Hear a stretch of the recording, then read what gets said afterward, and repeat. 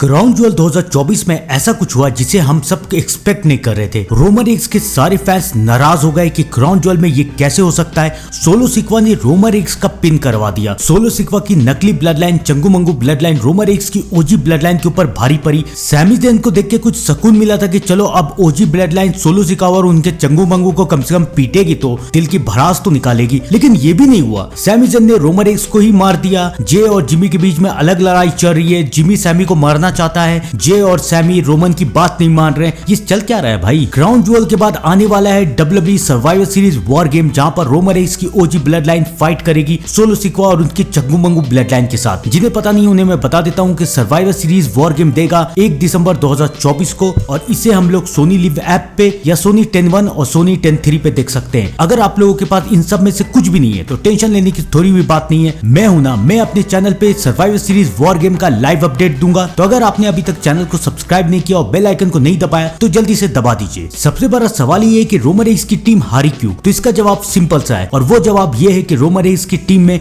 अब पहले की तरह कोऑर्डिनेशन नहीं है। पहले रोमन रेक्स की टीम में कितना अच्छा कोऑर्डिनेशन था, कौन क्या करेगा, कौन कैसे करेगा, कब करेगा, सबको सब कुछ पता था। कभी कभी बॉच हो जाता था, लेकिन हर बार रोमन रेक्स सब कुछ मैनेज करके चलते थे। लेकिन अब कोऑर्डिनेशन है ही नहीं, क्योंकि कोई लीडर है ही नहीं, सब कोई अपनी मर्जी का कर रहे हैं। अब सबसे बड़ा सवाल ये है कि क्या ओजी ब्लड लाइन फिर से रियूनाइट होगी, फिर से इनके बीच का कोऑर्डिनेशन बनेगा। क्योंकि अगर इनके बीच का कोऑर्डिनेशन नहीं बना तो कोई फर्क नहीं पड़ता कि क्राउन ज्वेल में मैच होगा या फिर सर्वाइवर सीरीज वॉर गेम में होगा, कहीं भी होगा ये लोग मैच हार ही जाएंगे। और इसके लिए सबसे ज्यादा जरूरी है रोमन रेक्स और सैमी ज़ैन के बीच में कोऑर्डिनेशन बनाना, रोमन रेक्स और सैमी ज़ैन के बीच में फिर से दोस्ती करवाना। तो ये करवाएगा कौन? WWE में कौन ऐसा सुपरस्टार है जो कि रोमन रेक्स और सैमी ज़ैन की जोड़ी को वापस ला सकता है? तो मैं बताता हूँ, WWE में तो ऐसा कोई सुपरस्टार नहीं है। मुझे लगता है कि डीन एम्ब्रोज रोमन रेक्स की पूरी टीम को रियूनाइट कर सकते हैं। डीन एम्ब्रोज भी रोमन रेक्स के साथ एक टीम में थे। डीन एम्ब्रोज और रोमन रेक्स ने शील्ड को रियूनाइट किया था, काफी बार रियूनाइट किया है। शील्ड भी काफी बार बनी थी, काफी बार टूट गई थी।